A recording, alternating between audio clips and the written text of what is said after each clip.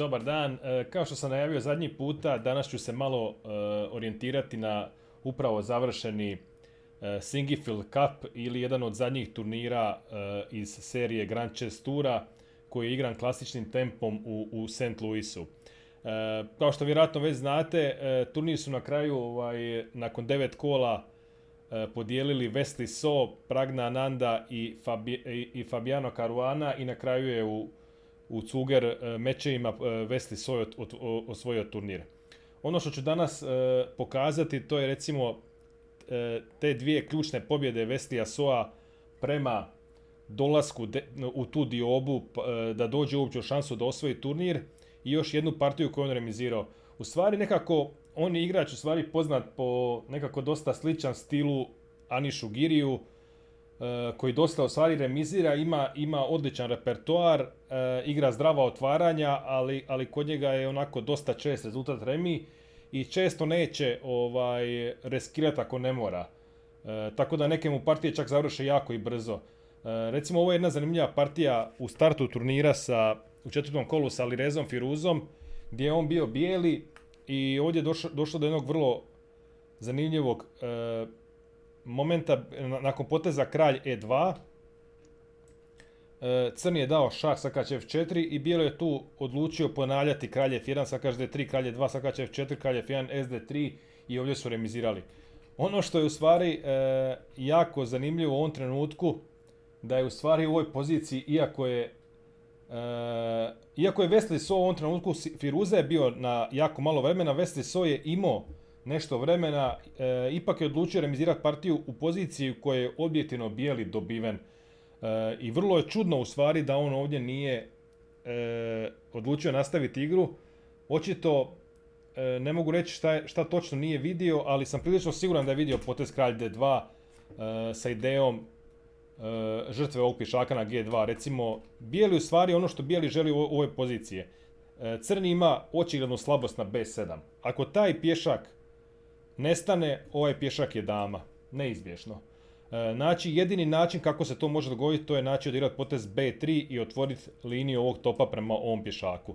Znači, na potez sakač D3, bijeli će igrati potez B3 i sljedeće, u stvari, lako se otvara B linija. Ono što je vjerojatno njega mučilo je potez sakač G2, ali u stvari taj pješak na G2 je potpuno nebitan, jer ne može crni sa ova tri pješaka stvoriti nikako slobodnjaka. Bijeli svakako igra potez B3, znači recimo na potez CB3, top B3, skakač F4, slijedi potez top AA3. Odličan potez, zašto ovaj top će braniti ovog pješaka, a ovaj top želi pojesti ovog pješaka. Znači recimo nakon poteza top C7 jedina obrana ovog pješaka, slijedi vrlo neugodni lovac B8 i čak i skakač na F4 će pasti. Ono što je zanimljivo ovdje u stvari, kompjuter predlaže potez skakač H4, BC4, top C4, top A3, skakač F3, sada potez kralj C2 i nakon top C7 jer nema drugog poteza slijedi potez lovac B8, top F7 i sada nakon top A, B3 vrlo je teško očekivati da crni može ovo preživjeti jer ovaj pješak je jednostavno nemoguće ga je obraniti, a poslije toga ovaj pješak izlazi u damu. Recimo, to je jedan trenutak u turniru kad je Wesley So, čak i ovo nije neki ni rizik u stvari da on, ja bi još razumio možda da je puno figura pa nešto teže izračunati, jer on svakako ovdje i da nešto ne vidi ne može on izgubiti ovu poziciju nakon B3, minimalno ima remi u džepu, tako da sam rizik nije uopće bio velik da uđe u ovo sve, a u stvari realno je vrlo lako dobiven ovdje, tako da bez puno rizika je mogao dobiti ovu partiju. Sad idemo pogledati njegove dvije odlične pobjede u 7. i 9. kolu. On se u stvari cijelo vrijeme vrtio na 50% nakon 6 kola i onda je u stvari pobjeda mu u 7. i 9. kolu s bijelim figurama uspio doći na diobu prvog mjesta. Ovo je partija 7. kola sa svjetskim prvakom Gukešom. Ovo je bila dobro poznata Berlinka. Bijeli igrao 0-0, SC4, top E1. Općenito kad se igra top E1 to se smatra u stvari da je bijeli zadovoljan s remijem, što u stvari sam i ja mislio da je Wesley bio spreman u ovoj partiji, no možda ga je čak i ambiciozna igra crnoga natjerala da promijeni namjeru za vrijeme partije. Sakač D6, sakače 5, L7, LF1, ovo je sve poznato, sakače 5, tope 5, rohada. Ovdje bijeli može igrati potez D4, bijeli odigrao sakač C3, lovac F6, tope 1. I sad ovdje u stvari, čak sam i ja recimo protiv češkog velemajstora Davida Navare, on je meni odigrao potez tope 8, sakač D5, ovu sam poziciju i ja igrao s bijelima, tope 1, dama i 1. I sad crni kako da riješi problem ovog lovca, znači s potezom B6, sakač F6, dama F6, D3, lovac B7 i sad zanimljiv potez dama B4, sa idejom nakon C5 promijeniti dame i igrati ovu poziciju. Mislim, ova pozicija je objektivno, crni je blizu remija, ali možda bijeli dugoročno ima neke šanse, prvenstveno zbog lovačkog para, ali malo je ovdje problem što ipak bijeli nema prostora. Vjerojatno je poslije ideja nekakav A4 pokuša s idejom A5, pa tu neke pokuša slabosti napraviti, ali nije to tako lako sve izvesti. Ne znam šta je u stvari Vesli pripremio nakon tope 8. Uglavnom crni je igrao potez skakač F5 i nakon skakač D5 on je ovdje odlučio odigrati potez lovac H4 koji do sad niko nije odigrao i koji je u stvari službeno novost ovdje, ali poslije kad se naravno uključe kompjuter i taj potez je prva ili druga mogućnost i potpuno je legitiman, što ćemo vidjeti u partiji, jer je u partiji čak i crni bio bolji u nekom trenutku. Neka normalna linija je u stvari potez C6, sakač F6, dama F6, C3, D5, D4 i sad opet bijeli ima neke šanse zahvaljujući tom lovačkom paru, ali sad koliko je to realno, mislim da je puno realnije ovdje nešto napraviti nego u onoj poziciji bez dama, ali dobro, slijedila bi sigurno dugotrajna borba crnoga da remizira partiju. Crni odigrao lovac H4, bijeli vuče G3 i crni vuče C6 kontraudar na skakača na D5. Ono što želi crni je nakon poteza skakač F4 odigrati potez lovac E7 i ostati sa ovim lovcem, jer ga on ne želi promijeniti. Naravno, GH4 CD5 ovdje nije opcija i najbolji potez je u stvari potez lovac H3. Crni vuče skakač D4, odličan potez. I sada je po meni bijeli napravio ipak grešku, odigrao je dosta riskantan potez u stvari, čak i za stil Veslija Sova odlučio je uzeti GH4, CD5 i ući u ovu strukturu koja je dosta riskantna u stvari. Ono što je recimo puno logičnije u stvari igrati nekakav potez mirniji, skakač E3, lovac G5, C3, skakač E6, D4, D5 i sad da li igrati lovac F5 ili možda čak i lovac F1. Može se i ovo igrati na neke ideje, možda poslije sakač F5, sakač H4 možda i tako, ali objektivno bi crni trebao biti dobar ovdje. Ali GH4 je onako netipično za Sov stil, ali u ovoj partiji mu se to isplatilo, ta hrabra igra. CD5, C3, dama H4 tempo, lovac G2, skakač F5 dobar potez. I ovdje recimo već lovac D5 je već greška. Dama G5 šah, kralj H1, skakač G3, Hg3, dama D5. I sad ova bijela polja plus kralj, to je jako loše, jasno da je ovdje crni bolji. Bijeli igrao potez D4. I ovdje je već recimo jedan vrlo zanimljiv trenutak se dogodio. Ono što jedna od mogućih ideja u središnjici samo u drugim otvaranjima i posebno to bijeli zna koristiti je jedan, ajmo reći, strateško-taktički motiv, u stvari rook lift, znači podizanje topa. U ovom trenutku umjesto poteza D6 crni je imao na raspolaganju odličan potez A5 sa idejom topa 6 i top G6 i to je bio najbolji potez ovdje u partiji. Sjajna ideja, mislim jako poznata, recimo ima tu jedna sjajna pobjeda Aronjana protiv Ivančuka u Maršalovom napadu, gdje on to sproveo na nevjerojatno dobar način i dobio uvjerljivu partiju. Ovdje recimo, nakon poteza lovac D5 topa 6, dama F3 top G6, H1 D6, ovo je jako neugodno igrati. Mislim, kralj je slab i stalno prijete nekakvi problemi tu. Crni ipak napada sa sa 4 figure i uvijek je, objektivno je crni bolji, naravno nije dobiven, ali potencijal crnih figura je ovdje prejak. Ono što bi u stvari trebao nakon A5 bijeli igrat, to je u stvari igrat potez dama D3, jer ne može sad crni igrat topa 6 zbog dama F5 jer visi skakač. Crni bi morao igrati potez D6 i sad uzeti lovac D5. No sad je malo ipak drugačije u partiji, sad crni recimo s potezom lovac E6 rješava u stvari dosta problema, jer nakon lovac B7 top A8 nije ovo lako igrati s bijelima. Ovdje recimo jedan od mogućih ideja je čak potezi D5, da se lovcu ne da izađe. Ovdje čak i prijeti lovac C4 jer je top nebranjen na E1. Osobno bi rađe bio crni, ali sigurno bi bilo bijelome puno neugodnije igrati ovo nego ovo što je bilo u partiji, u stvari što se dogodilo.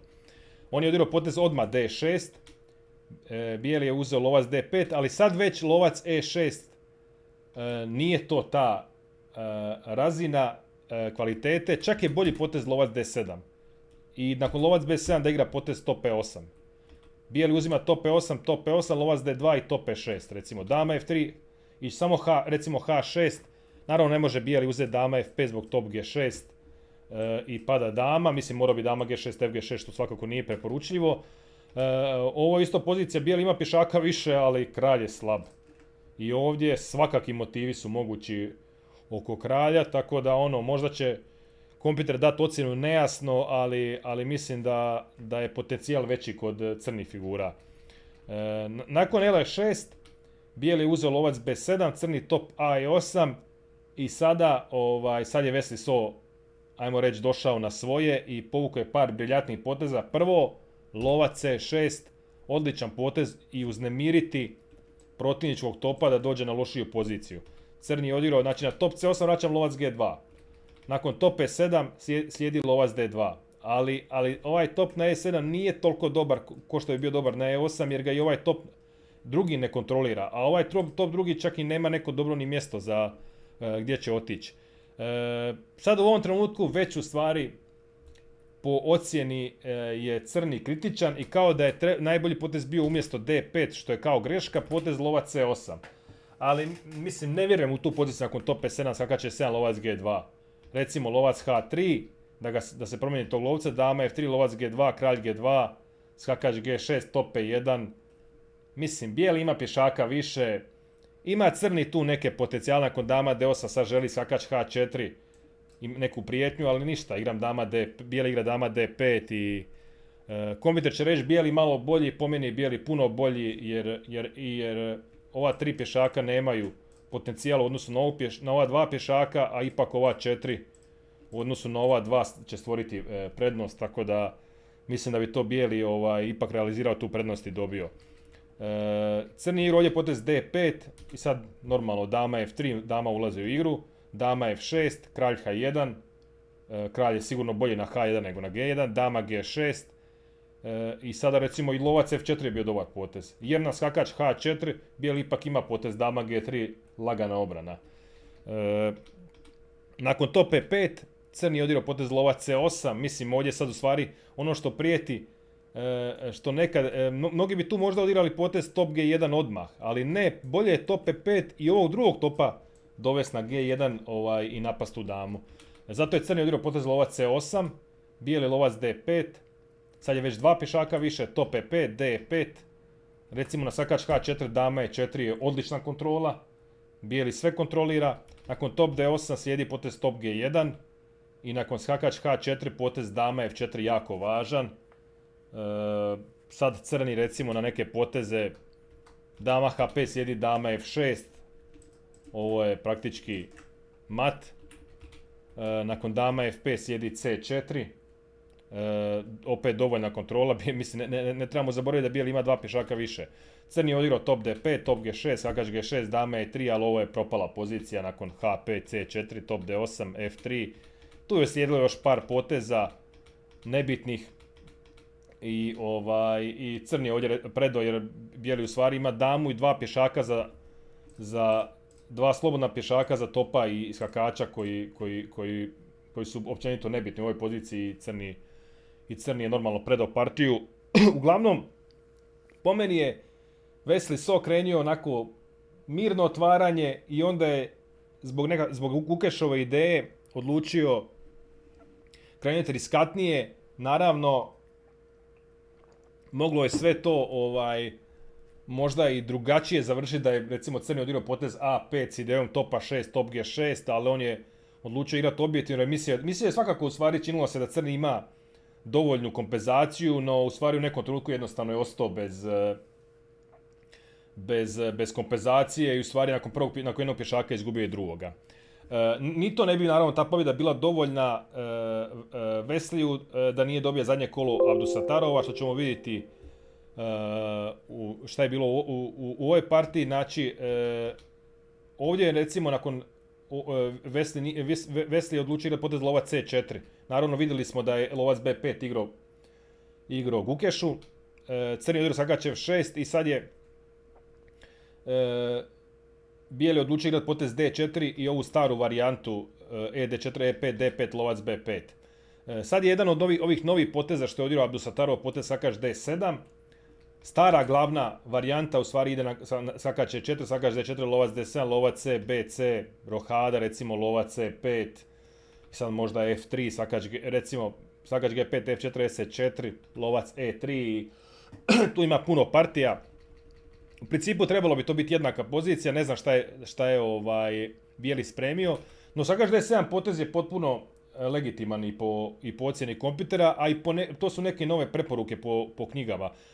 Čak, znači nakon 0-0, lovac C7, lovac C6, BC, Sakač D4, potez Sakač B8 je jako dobar. Iako se sad čini u stvari da je Crni pasivizirao Sakača i da zašto bi to bilo dobro u stvari da Sakač sa F6 dođe na D7 pa na B8, ali potencijal Crnoga je poslije da nakon C5, D4 da ova dva lovca mu prorade, a Sakač će vjerojatno doći u nekom trenutku na C6. To je, govorim, dugoročna ideja Crnoga. Bijeli je odigrao Sakač C3, rohada, dama F3. I ovdje je po meni napravio Crni prvu grešku, očito nije znao varijantu, jer mislim da je recimo sasvim korektan potez top E8. I treba Crni ipak malo tu pričekati, čak možda ideja je potez lovac F8, prvo da iskontrolira točku G7 iz svog kralja, a onda će odlučiti šta će raditi na daminom krilu. On je odlučio igrati potez lovac E6. Ono što je moj problem s tim lovcem je što bijeli ako želi može odmah i uzeti tog lovca. Recimo F6, dama G4, dama D7, lovac H6, top F7, top A D1. Mislim, bijeli je bolji ovdje. I poslije možda mi ideja je Sakač E2 ili na F4, na D4, ovo je slabost. Tako da ne znam, mislim, bijeli može čak igrati ovdje potez i dama G3. I dalje ovo mu ne bježi ovaj potez, a recimo jedna od mogućih stvari je i naravno lovac H6 prijeti.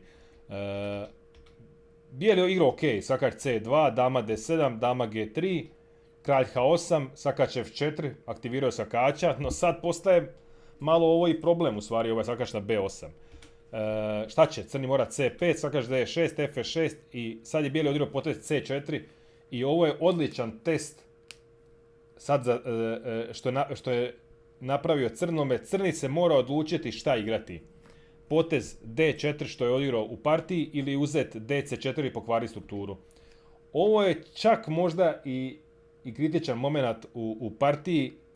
Potez D4 nije bio dobar. Crni je morao uzeti DC4 sa idejom poslije da skakačem dođe na C6 i na D4 na ovo mjesto, a da ga uopće ne zanima ova njegova struktura, jer ovdje je Crni mora igrati na aktivnost. Nakon DC4, recimo dama H3, top F5 jedini potez, jer ne može se drugačije braniti ovaj pješak. Recimo lovac E3, Sakač C6, top A D1, čak ne moram mogu i dama C8 recimo odigrati potez. Moram samo kontrolirati ovog pješaka. Znači u ovoj poziciji važno je samo kontrolirati ovo. Sakač G6 nije ni prijetnja, kralj G8, Sakač E7, Sakač E7, lovac C5, Sakač G6. Sad odjednom i ovaj crni Sakač odličan, čak prijeti Sakač F4 i ovaj pješak je postao slab. Ono što dolazi u obzir, ako ovdje Sakač G6 opet kralj G8, znači nije ništa. I na stvari nakon DC4 pozicije je u stvari oko jednake i to je taj trenutak koji u stvari Abdusatarov, koji je na kraju završio zadnji na turniru, da je bio u pravoj formi, ja sam siguran da bi on to bez razmišljanja pojeo, jer ono što se dogodilo u partiji je strateški toliko bilo loše da je ostao skoro bez kontra igre, iako mu je poslije Bijeli dao šansu u jednom trenutku, ali to je samo bio jedan trenutak. Nakon D4, dama H3, naravno prijeti skakač je 6 ili dama je 6, top F5, G4, top F7, skakač D3. Sad možemo vidjeti skakač C6, lovac D2, sad nakon par logičnih poteza možemo vidjeti šta su problemi. Skakač top bloker, lovac odličan, dama pasivna i u stvari ono što prijeti crnome ovdje, nakon logičnog topa F8, što ovaj nije ni odigrao, čak nakon F4, crn je u stvari u patu. I to je ono zašto je treba uzeti DC4 da otvori igru, jer u ovoj poziciji crni nema šta vući. I bijeli jednostavno ima ideju koju u partiji pojača prvo po F liniji i onda će polako u nekom trenutku odigrati potez G5, pa dama G2, pa H4, pa H5 i vrlo vjerojatno će se ovaj kralj u nekom trenutku naći u nekom matu. Tako da je on odlučio ovdje odigrati potez skakač B4, naravno bijeli uzima ovog lovca lovcem, da ostavi skakača ko najboljeg blokera na D3, naravno nikako ne dolazi u obzir potez skakač B4, CB4 jer ovo nema nikakvog smisla. Sad u jednom i crni će povući D3 potez. Lovac B4, CB4, F4, top A F8 i ovo je jedini trenutak u partiji gdje je bijeli po meni napravio grešku i netipičnu za Weslija So-a. Bijeli je trebao igrati potez G5 prvo i nakon G6 dama G2 s idejom H4 i onda topove duplat po F liniji. Šta je bio problem poteza top F2? To što je crni odjednom dobio priliku igrat koji crni nije iskoristio potez G5. I u stvari crni više nije ni slabiji. I po ovom potezu se vidi koliko je Abdusatarov bio dekoncentriran u stvari tokom cijelog turnira jer je netipične greške radio za njega. On je inače igrač koji voli igrati aktivno i ovo je trenutak kad je jednostavno G5 ga oslobađa pritiska. Crni ne može igrati FG5, lovac G5, bijeli ne može igrati FG5, lovac G5, slijedi lovac E3. Ne može F5, E5, G5, top F5, ne znam, na primjer, da čak igra nekakav, mislim ne može ni top F1, vjerojatno mogu i uzeti, ali G4 isto moguće. Dama G4 recimo, ne znam, top G8 na primjer i tako. Najbolji potez je stvari top F1, ali nakon GF, top F, nakon konje F4 imam top G8. Skakač D3 nazad, dama 4. Crni odličan. A nakon top F4, skakač F4, lovac G5. Potpuno jednaka pozicija je potpuno nejasna igra. Tako da nije mi jasno da zašto je, čak i bijeli je dopustio to iako nije morao, ali crni je nevjerojatno da to nije iskoristio. Crni je odigrao potez A5 i sad ćemo vidjeti kako je besprijekornu tehniku bijeloga top A F1. Sad nakon G5 sjedi F5, naravno, sad je došao još jedan top u obranu F5 pješaka. G6, dama G2, C5, dama E4, centralizacija dame, dama C8, B3, mislim, bijeli je odlučio dati pješaka, ali opet, pitanje šta je mogao i bolje u stvari odigrati ovdje. Nakon BA, dama A6, skakač B2, skakač ipak brani oba pješaka. On se tu nešto nadao kao ipak je bijeli pokvario strukturu, ali sad ćemo vidjeti kako to bijeli odlično realizira. Lovac D8, top F3. Uglavnom, ideja bijeloga, ko što ćemo vidjeti u partiji, je bila prebaciti kralja sa G1 na polje B3, gdje je on sigurniji i onda je puno lakše i napast crnog kralja na kraljevom krilu. Bijeli je odigrao potez lovac, crni je odigrao potez lovac E7, kralj G2, to je malo, ajmo reći, varka. Lovac D8, kralj F2, kralj ide na drugu stranu. Dama 7, kralj E2, dama D7, kralj D1, dama E8, kralj C2, top E7, kralj B3. I stvari je samo prednost porasla, odlična ideja bijeloga i vrlo poučna je, trebaju zapamtiti.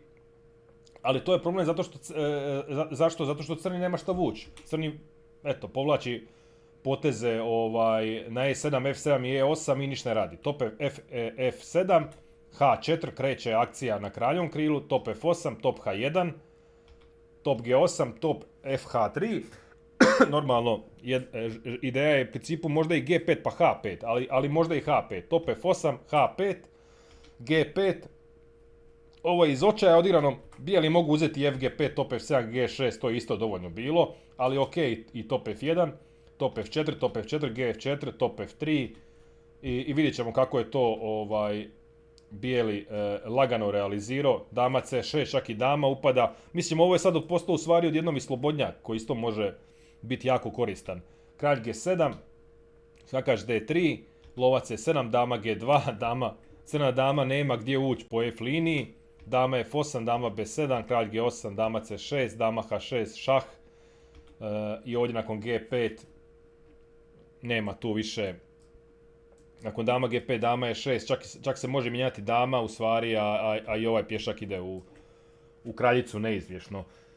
Uglavnom, poslije je naravno Veslisov osvojio turnir pobjedom u Cugoru na 5+2, ali recimo onu partiju sa Firuzom, stvarno je nejasno da je odlučio remizirati u onakvoj poziciji i posebno s obzirom da je završnica i nije toliko komplicirano, ali recimo ove dvije partije je stvarno odigrao sjajno i on u stvari kad uhvati onaj pravi, ajmo reći, pravu dozu borbenosti i energije, stvarno može svakog dobiti i to je u stvari pokazao ove dvije partije koje je odigrao na sjajan način i realno je smislio i sjajne ideje u otvaranju, tako da poslije realizacija jako dobra, tako da se ove partije se sigurno vrijedne za pogledati